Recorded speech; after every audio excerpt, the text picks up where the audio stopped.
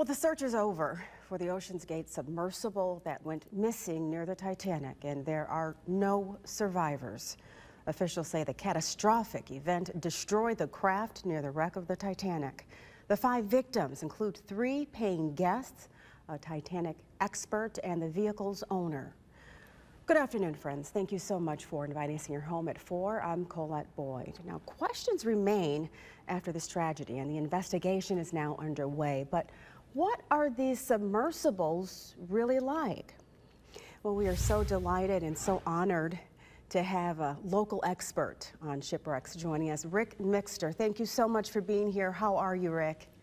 I'm doing very well, just very sad to hear the outcome of what happened to the Titan. I mean, my heart is breaking. It has been breaking ever since I heard this. Now, as we hear about this tragedy, Ric, that unfolded near the Titanic wreckage, how could this implosion really have happened?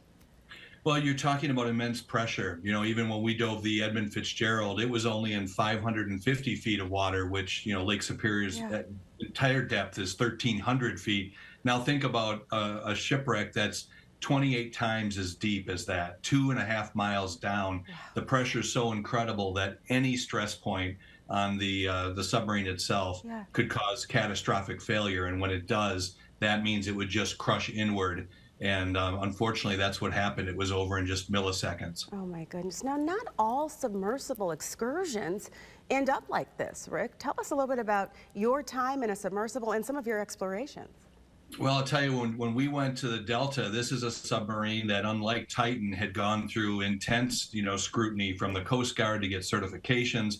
It had 12 years of dives. It was built in 1982. So when we dove in 1994, thousands of dives with pilots who had been on thousands of missions. So Tom Kanab and I, the videographer from TV5, went down and felt very safe. I mean, of course you get nervous when you go down and you feel, moisture, and you know that there's all that pressure and the darkness that's down there.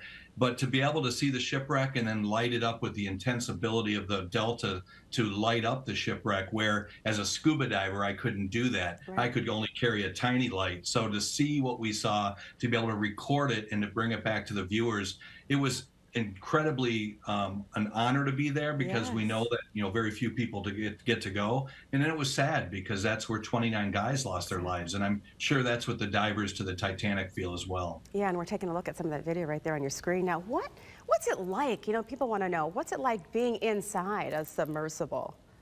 It's interesting. The Titan is only like 6 feet longer than Delta. So we had a 16-foot submarine with only 2 people inside. Titan had 5. So there's big differences on how much room I had. You still laid on your belly. The pilot sat over the top of you on a little bike seat with a conning tower with all kind of visibility, which again is totally in contrast to the Titan had 1 window on there and then some cameras on the outside. So we had many portholes to look out, too many choices to film. As we, went around the Edmund Fitzgerald, I spent over an hour and a half at a depth that I could never do that as a scuba diver. It would have been freezing cold, and I would have had to decompress. And in a submarine, I could wear a sweatshirt, come right up and not have to decompress, pop the hatch, and the next person could go down. So it was incredible. It's just a roller coaster of emotions, of excitement to be on the most famous shipwreck on the Great Lakes, the largest shipwreck on the Great Lakes, to dive to that depth, and then to know that, the sadness of what happened there